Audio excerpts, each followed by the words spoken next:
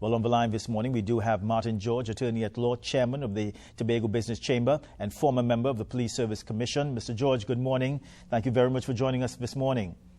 Yeah, hi, good morning to you, Marlon, and good morning, Trinidad and Tobago. Yes, well, Mr. George, always good to speak with you. Well, as we look at the past few weeks, there have been a few kidnappings, one of them ending in murder and 2 police officers being charged. The murders are continuing, and there is a level of fear in Trinidad and Tobago, in spite of assurances from the police and government that crime is not out of control. Over to you, Mr. George.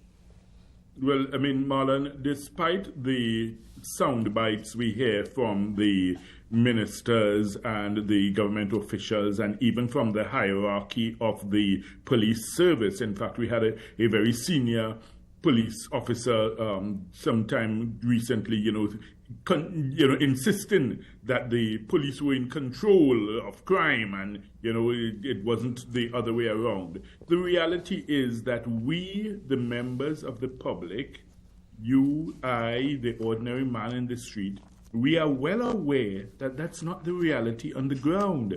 If you recall, a few weeks ago, in fact, a senior government minister and representative for St. Joseph was actually personally affected by, a criminal activity. And, he had to lament and said, he said, look at where crime reached.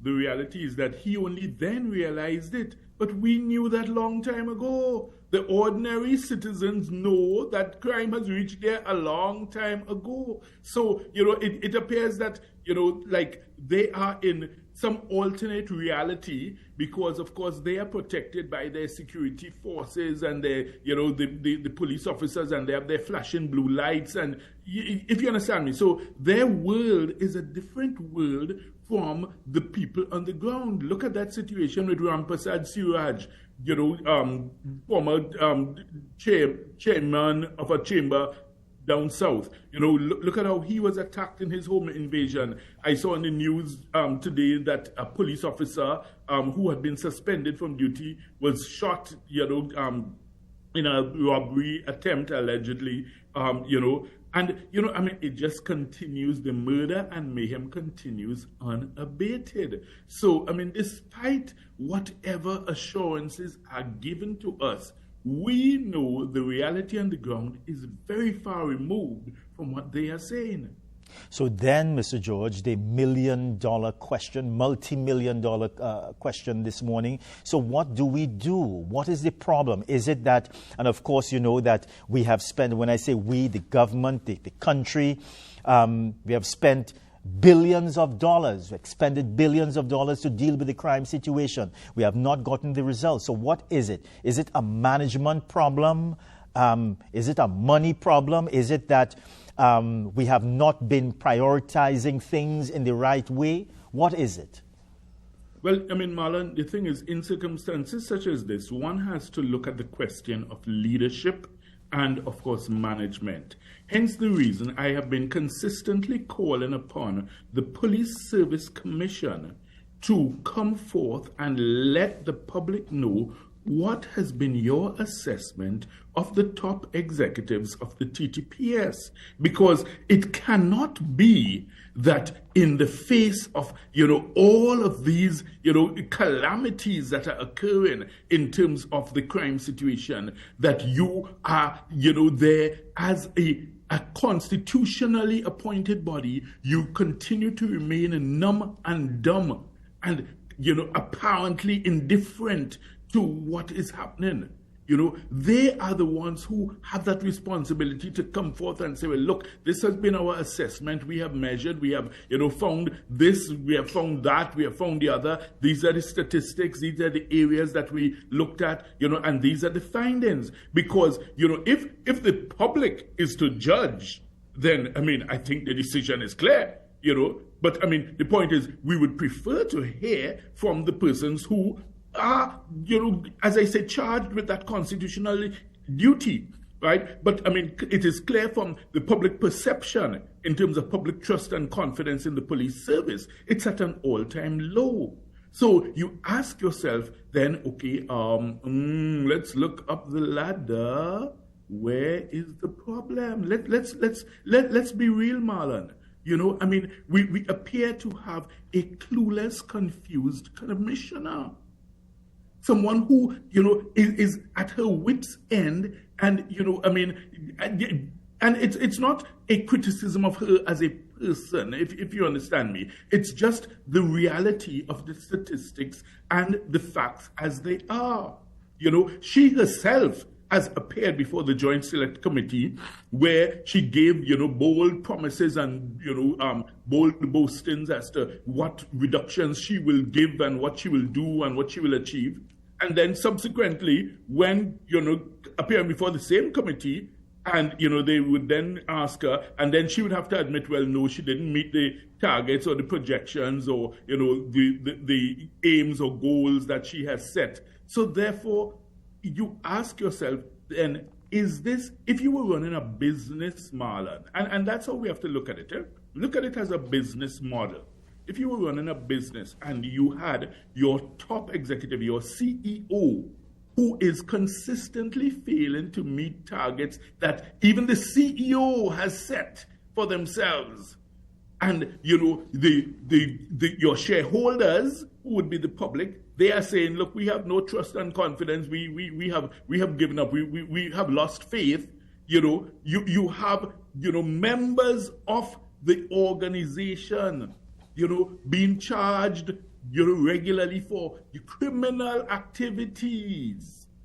So then it makes you wonder, well, okay, are we really headed in the right direction in terms of this company? But Mr. George, if that's the case, then your board of directors would meet and they would say, well, okay, look, Mr. CEO, you know, we have made an analysis and an assessment, and this is not working out. If you understand me, there has to be some point at which we in Trinidad and Tobago are willing to call a spade a spade. But Mr. George, you know, I mean, I'm sorry to have to be so blunt and forthright about it, but we have a nation to save. And if we continue to mollycoddle incompetence and, you know, lack of performance, then the results are exactly what we are seeing happening on a daily basis, and it's going to continue. There's no other way around it. If you know, it's like the definition of madness.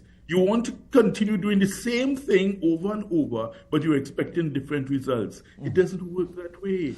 Mr. George, two things. There has to come a point where we in Trinidad and Tobago have to draw a line in the sand and say enough is enough. And I think we are at that point, Marlon. We've crossed 500 murders for the year so far. And if you do this statistical extrapolation of it and the disaggregation of the numbers, you would recognize that we are heading to a point where we may be crossing 600 murders again this year. This cannot be good for a small island nation such as Trinidad and Tobago. You look around even in the Caribbean, you know, I mean, save and apart from maybe Jamaica, you know, we are really and truly at the top of the list in terms of the number of murders. Look at how El Salvador has managed to change and turn around their bloody, violent criminal history. Its leadership is the issue, right? The leadership changed in that country, and the new regime decided we are going to put a stop to this criminal activity. El Salvador has now changed their whole perspective. Their murders have dropped significantly.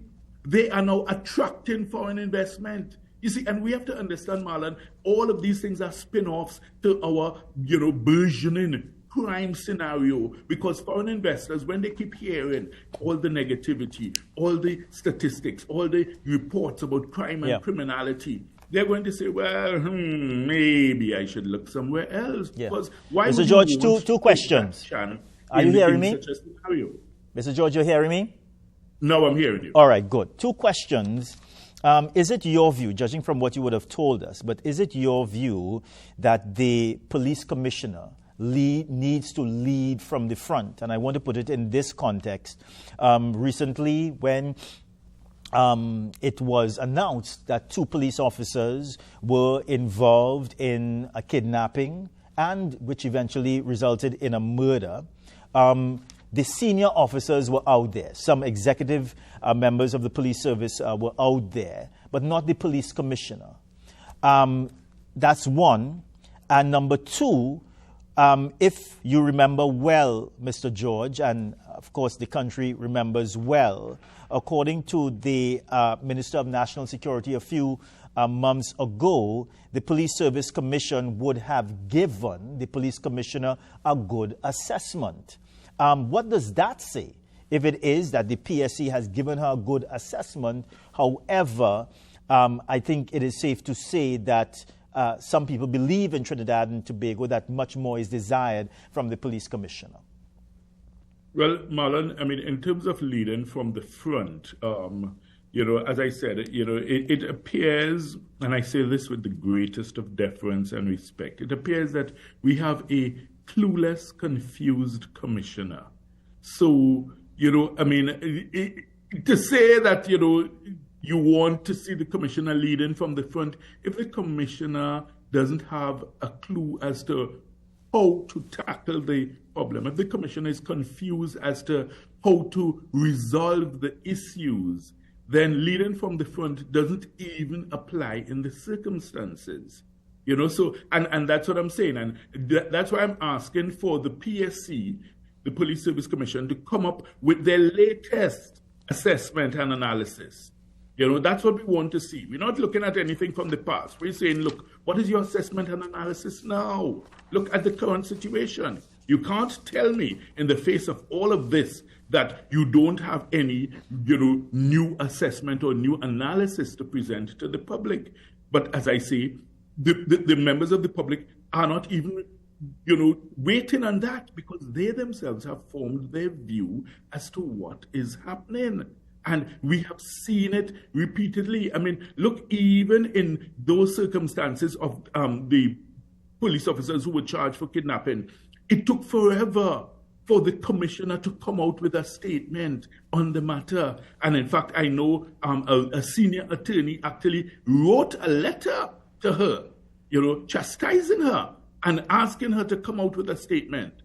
Shortly after I saw the statement, now it may be that she was already planning to come out with a statement and the letter from the attorney had nothing to do with it. It may very well be. We have to give the commissioner the benefit of the doubt. But the reality is that, you don't get that sense of leadership or firm, clear direction, even in terms of management of the officers, in terms of stamping out criminality within the ranks of the police service. I mean, look at this situation where it was reported of this one who was shot in this robbery last night or yesterday. Yes.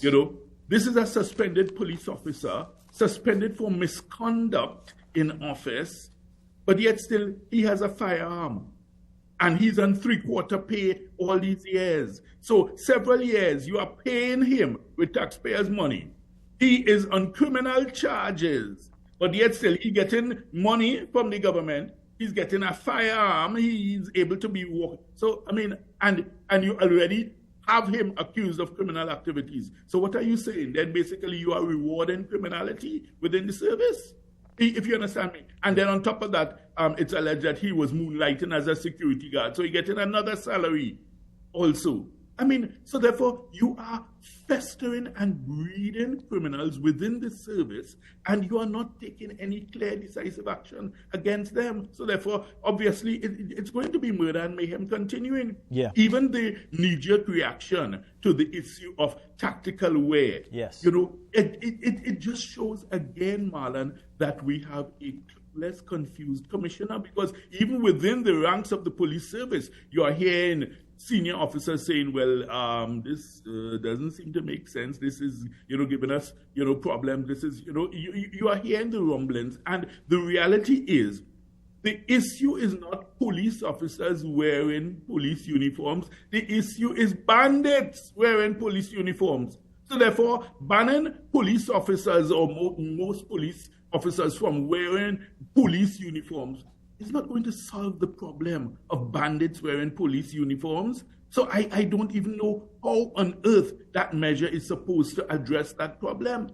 You know, I mean, in fact, some commentators have said you have several security firms that wear uniforms looking almost like the. So then what you're going to do? Issue a ban on those? Or, you know, I mean, it just shows that you are totally bereft of ideas. You are, you know, it's a vacuum of leadership at the top of the police service. Mr. George, earlier... We have to recognize that is the problem that we are facing here in Trinidad and Tobago. It doesn't say that, you know, there's a magic bullet to say that, you know, Superman is going to come in tomorrow and solve all the problems. Yes. But clearly, if we identify this as one of the problems, then this is definitely one of the things we need to address.